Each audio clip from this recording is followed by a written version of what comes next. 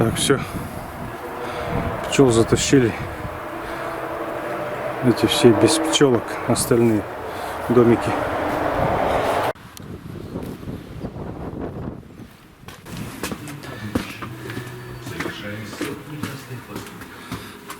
Вот в домике все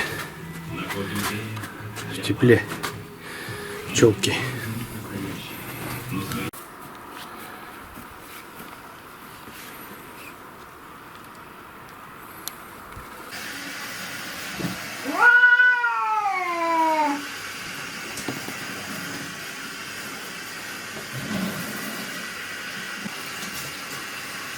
Самой нравится.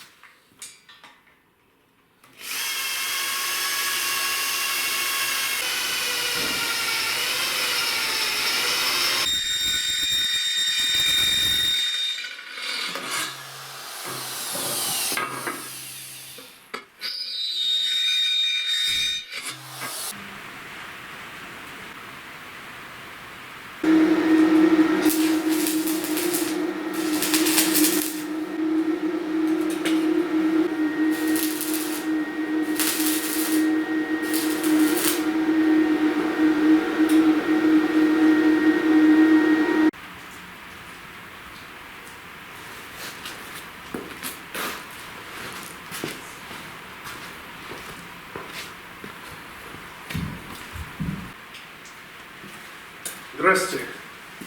Ну что, приспособа готова? Вы, наверное, подумаете, что это бешеная колесница. Нет, это нужная приспособа.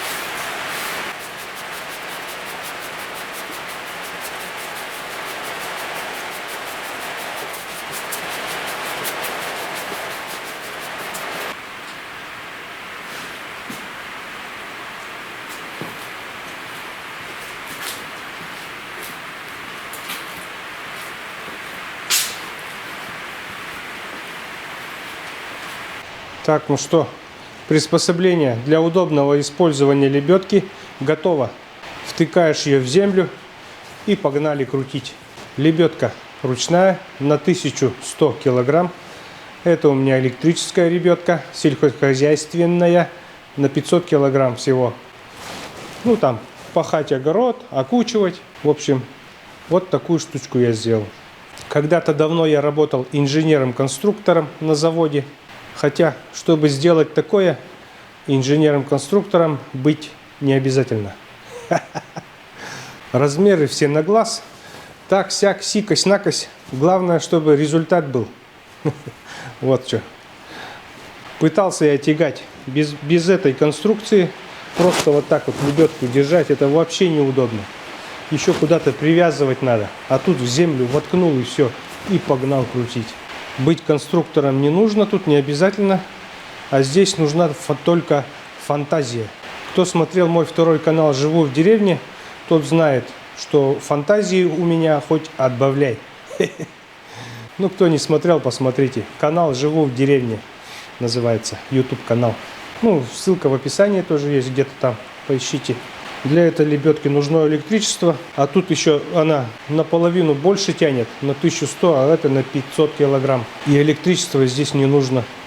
Чик, и погнал, и погнал. В общем, испытания будем проводить завтра. Сегодня на улице уже темно, вечер, целый день вот эту городил. И там еще дождь идет. Так что, в общем, до завтра.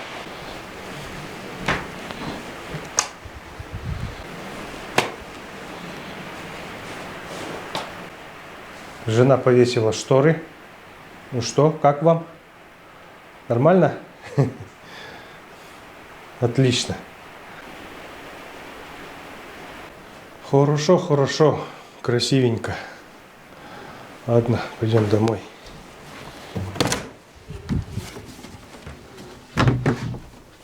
Ванес, Алсу.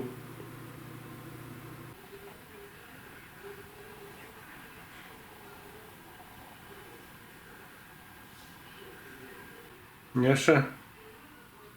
Няша. Что там делаем? Ты что, любишь высокие места?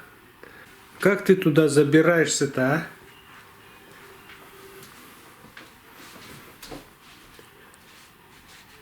Айда, вылазь. Вылазь. Что, нравится тебе там, что ли?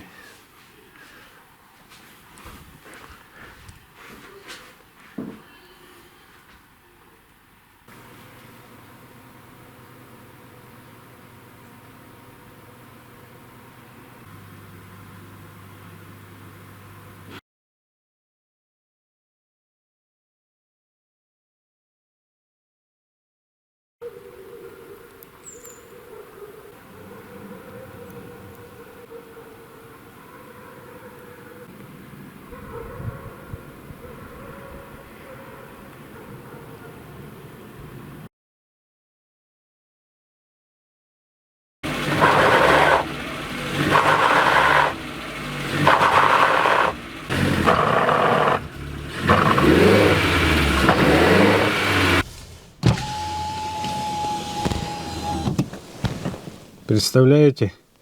Застрял в лесу на ровном месте. Что делать? Вообще не знаю.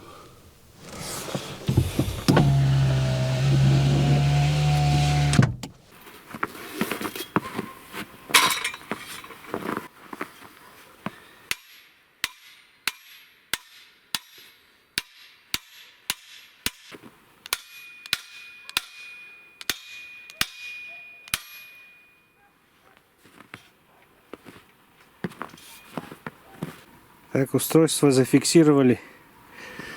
Не до конца. Ну, думаю, и так нормально. Так, защелка в положении нейтралки. И разматываем.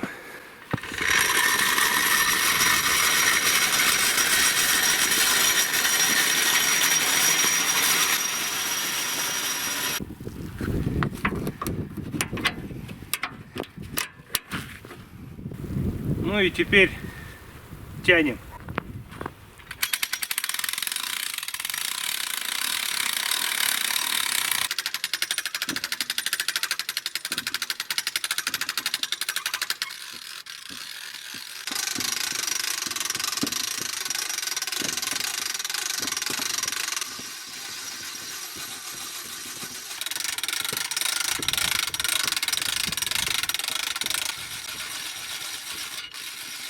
Ну что, автомобиль благополучно вытащили с помощью вот этой самодельной лебедки.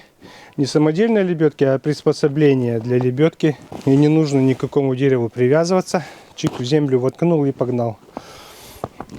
Ну, зимой, конечно, это будет сделать. Не знаю, как сделать. Ну вот, короче, мы выехали. Застряли и выехали. Здесь, в общем, две скорости. Вот это быстрая, а вот это медленная. Ручку переставляешь и все. Ну, на этой полегче крутить гораздо. В общем, кому интересна такая лебедка на 1100 килограмм, ссылка в описании.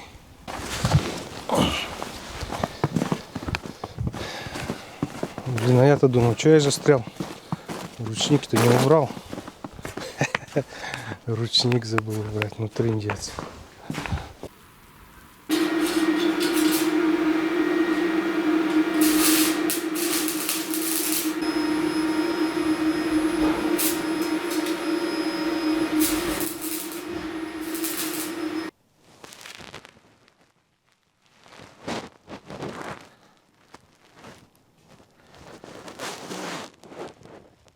Ну что, в общем, конструкцию доработал я. Вот сделал сюда такой рычаг вставной. И туда спереди приварил еще вот такую штучку, арматурину. И еще один штырь вот здесь вот сзади посередине сделал.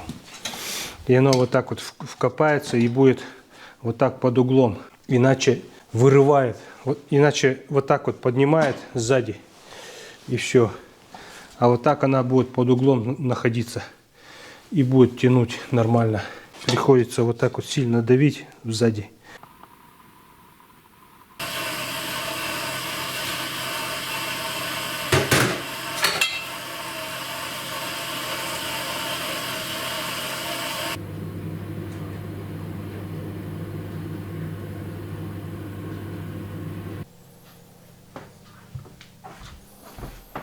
Ну что, у меня отличная новость.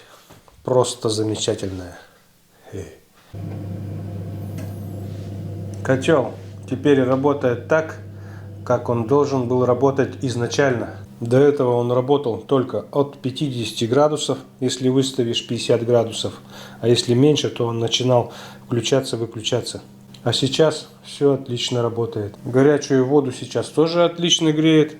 Не набирает сразу 100 градусов. А так держит 35, так сколько поставишь, столько и держит. И радиаторы теперь греются как положено. Даже самый последний радиатор горячий. Вода функционирует по кругу. Очень даже замечательно. Все крутится, все вертится. Вода идет по трубам. А что же было такое? Почему не работало-то, не продавливало? Давайте посмотрим, пойдемте покажу.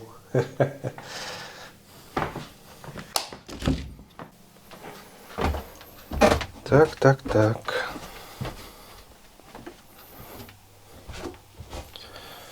В чем же было дело? А дело было вот во втором насосе. Этот насос я отключил, и все заработало. Но не просто отключил, а закрыл его, вот кранчики, перекрыл. И теперь вода идет в обход этого насоса. Вон там под ним есть еще один кран. Вот я его открыл. И теперь вода идет, как она идет. Вот так вот. Жить в обход насоса. И пошла в баню. Из бани потом домой. А когда я маялся-то, я же отключал этот насос. Ну просто из розетки. И вода через него шла. А он все равно мешал движению-то. А потом перекрыл его, пустил в обход, и все заработало отлично. Этот насос мы ставили, когда вот эту печку поставили, дровяную. Еще газа не было. Топили дровами. А потом, когда поставил котел настенный, а он у меня был на 30 киловатт, а площадь дома-то 150 квадратов, нужно было на 15 только, я откуда знал-то. Я его купил, когда еще не было ни дома, ни земли, ничего не было. Ну так подфартило, что через 2 года уже все, дом построил. И как раз поставил газовый котел, и запустили, и все, пошло-поехало. И тот котел у меня работал вот с этим насосом. Старый котел настенный. Без этого насоса он постоянно включался-выключался, потому что мощность большая, вода не успевает циркулировать. И тот старый котел нормально работал вот с этими двумя насосами, он нормально работал. А вот сейчас, который котел, прошлый год поставил, оказывается, на нем изначально насос-то не работал. А вся система работала вот на этом насосе. И поэтому, когда я ставил меньше 50 градусов, он включался-выключался. А сейчас-то насос починили, все заработало, и этот насос стал ему мешать. А я думал, что такое? До этого же все нормально было.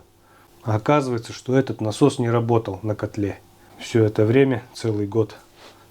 И теперь получается, что этот кранчик, который я впаял в той комнате в спальне, он не нужен. Хотя нет, все равно надо маленько прикрывать, чтобы батареи не так сильно грели. Там в комнате это жарковато все равно получается. Ну, в общем, вот такая история получилась. Теперь все работает, все хорошо, очень рад.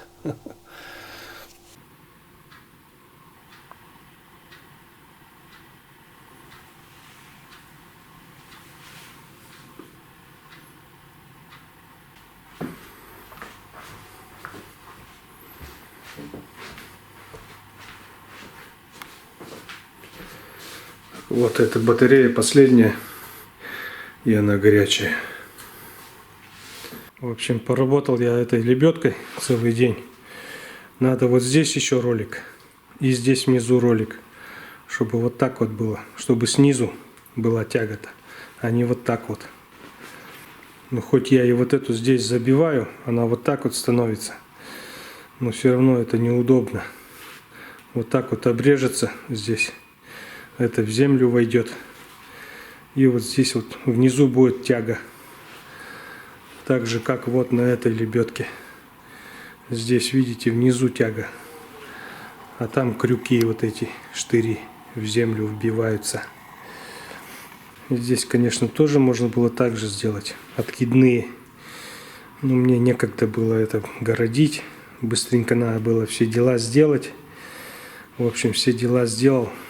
Ну, потом еще раз доработать надо будет вот эту лебедку, 4-й раз доработать, и все, будет работать она.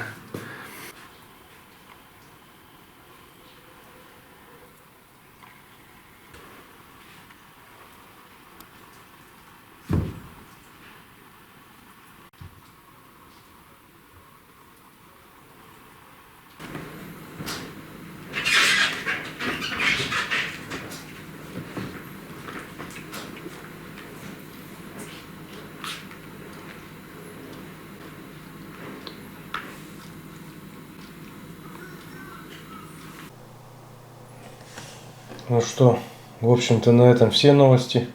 Пишите комментарии, ставьте лайки, подписывайтесь на канал, если хотите. Всем пока, всем добра, до свидания.